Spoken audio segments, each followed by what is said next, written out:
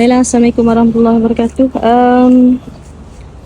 Saya telah pun sampai ke makam moyang Haji Saleh. Dikatakan yang telah membuka Pulau Pinang,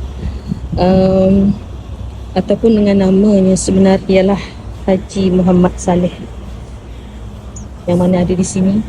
Kalau anda ingin tahu, inilah sosok hebat yang telah membuka Pulau Pinang. Hadiahkan Al-Fatihah. Al-Fatihah.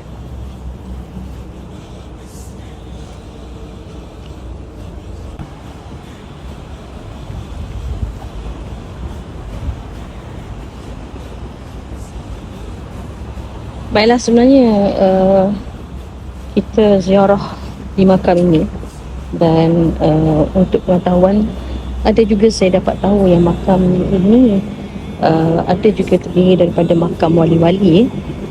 Jadi insya-Allah kita hadiahkan Al-Fatihah kepada mereka semua. InsyaAllah mungkin keturunan leluhur kita berada di sini. Saya masih lagi dalam eksplorasi di Pulau Pinang.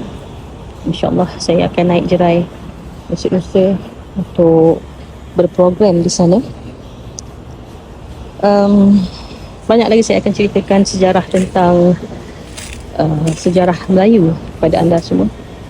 Diharapkan anda sentiasa melihat aktiviti Cikgu Aida dan sentiasa mengikuti serta follow. Jadi kalau anda ingin mengikuti Cikgu Aida untuk ke tempat-tempat bersejarah menjejak susu galur dan leluhur, bolehlah mendaftar menjadi ahli dan bersama-sama kita menelusuri sejarah Melayu. InsyaAllah, salam ta'alam. Assalamualaikum.